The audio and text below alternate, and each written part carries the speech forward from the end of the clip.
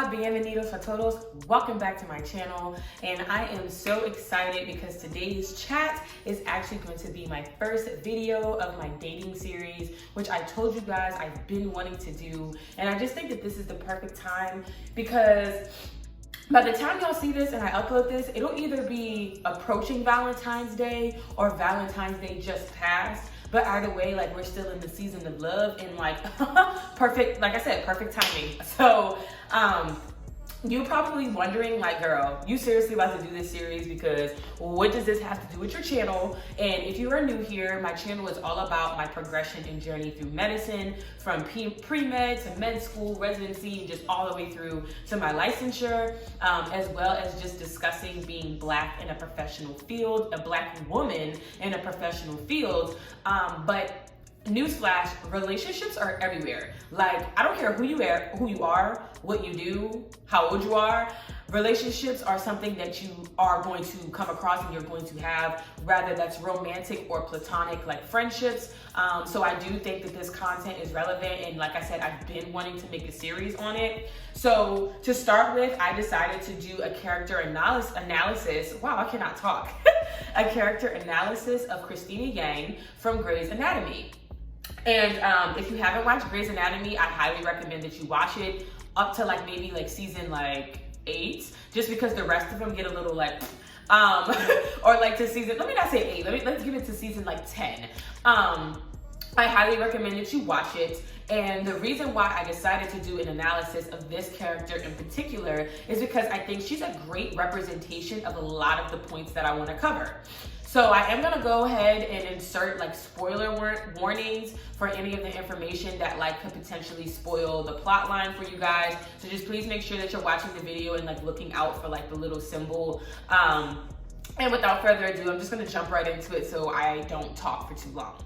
So, like I said, the reason why I picked Cristina is because I just think she's a great representation of a lot of the points that I wanted to discuss. And one of those points is that she is one of the only positive depictions that I've seen of like career-oriented women. Usually I see this like workaholic negative stereotype of these individuals who like suck with social skills, they're mean bosses, their dating life is freaking trash, they're running on the treadmill and like answering work meetings through their phone and like drinking skinny tummy teas, and just in general, like they're just not nice people, like they suck. And unfortunately, most of the time, as I said, these characters are women because when it's a male character, it's attractive. He's a young, successful bachelor. He has his own business, ooh la la, prime rib, prime steak. But it's a woman, she's, like I said, she's evil. She's bitter. She doesn't even know how to talk to the male species. And that's just really annoying because it's just like, who told you that? Like, who told y'all that women can't still be effeminate and desirable and like likable even though they're working? And I really think that that's rooted in like the heteronormative idea that like a gender role idea that women are supposed to be the homemakers. We're supposed to be in the house, taking care of the kids and just being pretty. And like now in 2022, there's so many more professional career women that I really wish that these depictions in the media just like caught up, like get with the program, get with the times. So yeah, I'm gonna like insert examples of like what I'm talking about on the screen, or I'll have already put them in there when I go back and edit, but y'all should know what I'm talking about when I say that like very negative trope. So Cristina is just kind of the opposite of that. Like, she's desirable, she's funny, she has like a lot of love interest throughout the series, she has good friendships. Like, yeah, she is a little bit snarky, again, if you have seen the show, but it's still nowhere near as bad as like the usual way that like women are portrayed in the media for having a freaking job. And the second reason why I wanted to use her is because she has a direct foil in Meredith Grey. So this is really where we're going to get into like the meat and potatoes of this discussion. So pay attention. I think there is a distinct difference between a professional-minded woman like a Meredith Grey and a career-oriented woman like Cristina. And I'm saying women here just because there happens to be women, but just individuals. There are certain people that fall into these two very different archetypes, and unfortunately, I think people easily get them confused. So for the professional minded person, I think that could be anybody who's in a lifestyle career. And a lifestyle career is something that I define as a job that falls outside of the normal. So you're working more than 40 hours a week. You have specialized training, specialized education. So that'll be things like the military, being a lawyer, being a doctor, being a business owner. Those would all be considered lifestyle careers because they just require an abnormal level of sacrifice and adjustment from those around them. So you can be professionally minded, as in you're in these careers, but you are still prioritizing, in the keyword priority, prioritizing other things. You have other roles, other duties and responsibilities that mean just as much to you as your job. So for psychology, that would be, as I said, like having like a master status and like all these other roles. So maybe you're a mother or a father, or you're a husband, you're a wife, plus being a doctor or a lawyer or any of those other professions that I mentioned, and you are able to balance the two. Whereas I think the career-oriented individual is less likely to kind of make those emotional or like heart decisions. So for instance, they may postpone like a wedding date. They may not ever get married. They may not want to have children, or if they do, maybe they'll adopt instead of giving birth, or instead of like, doing that whole process of like or assisting their wife or whatever with giving birth. And it's just that I think this negative perception on like workaholics, that's kind of like the negative term that I think you should use here. Workaholics is that, again, they're portrayed as not being able to have families and do these normal activities. And I really think that, again, comes from people marrying these people or dating these people and not knowing what they signed up for. It's like, you're mad at me when this is the type of person I've always been. Like, you should have picked somebody else who's a bit more flexible, okay? Like, my mindset, what you married into, the way that I think, the way that I operate, is just not what you thought, and that's not my fault, because you should have done your homework here before committing. And I'll even use myself as an example. For those of you guys who are familiar with my channel, I was previously engaged to somebody in the military, the armed forces, and it just fell apart because I really did not take the time to know what the heck I was signing on for and understand like how to prepare. Having a long distance relationship is possible, right? Like, a lot of people do it. A lot of people date like across the country in completely different time zones, and they make it work and they have their happily ever after. But I really think that that happens in the preparation phase, which is singleness. And I'm going to talk more about that in a later video if you guys like this one. But like in singleness, they're aware of what they can and cannot handle, as well as the type of person they are. So that way, when they are meeting these like lifestyle, career-focused, career-driven persons, they're like, oh, I can handle this, yes or no. For me, I didn't do that analysis. I didn't take all of those things into account. So I was learning them, but I was already in like such a committed and serious relationship. And unfortunately, it just didn't work out. So now I know for next time, like, I'm gonna have to really just lay my cards on the table of, this is who I am, this is what I come with, and this is more likely where I'm going. Do you fit this, yes or no? So yeah, I think Meredith was a great foil for Cristina, because there was even an entire arc of where her and Cristina were kind of like going head to head with each other for this like medical project. I think they were supposed to come up with some type of innovative idea. And Cristina was like waxing Meredith's ass, okay? Like, she was just stomping sis out with her results. And Cristina just straight up told her, like, yeah, girl, I love you, but at the end of the day, you chose to go on and be a mom. Like, you're a mom and you're married, so you have other things to do, versus for me, like, this is my bread and butter. I'm sorry that you cannot compete where you cannot compare.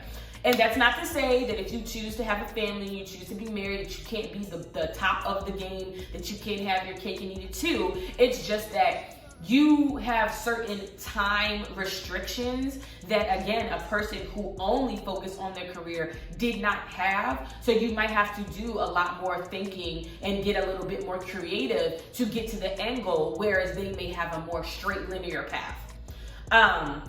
So yeah, I really like that there was that obvious kind of contrast And this is gonna roll me right into my third point of making sure that you select somebody like of your caliber, or of somebody who can handle you. Let me not even just say of your caliber, somebody that can handle you. Cristina was always dating people who she wanted to be like. She was always dating the head of a department, or somebody who, again, she could see herself being. And I think that's so important, especially when you're in an academic career, and it's so easy for people to downplay your efforts. I'll use my own family as an example. Like, again, I'm just gonna be using myself as like a personal target here. My own family members hardly understand how much work I've put into applying to medical school and how much work it's going to be. My mother to this day asks me why I cannot work while being in school. Like, it does not click to her that I'm going to be pretty much inundated and drowned in schoolwork plus other extracurriculars to make sure that I stand out for my future. She's like, I don't get like why you can't work too. So, and I just can't imagine how annoying that would be to hear that from like your significant other who's supposed to be your support system in a more intimate way. And actually, I'll use my friend as an example. Sorry, girl, I'm just kind of throwing you under the bus here. Take that fake apology and shove it right up your hairy. But, you know, she used to tell me like, oh, you know, her boyfriend would say things like, oh, your first world problems, like you're so concerned over applying in applications, while she was expressing her distress over her veterinarian like process because she wants to be a vet. And I just thought that was so callous, because it's like, just because you can't relate, just because you can't understand, doesn't mean that what I'm going through and that what I'm feeling doesn't matter. It's kind of like how people be like, oh, there are starving children in Africa. Yes, there is suffering everywhere. That doesn't minimize my distress. Tim, there's people that are dying.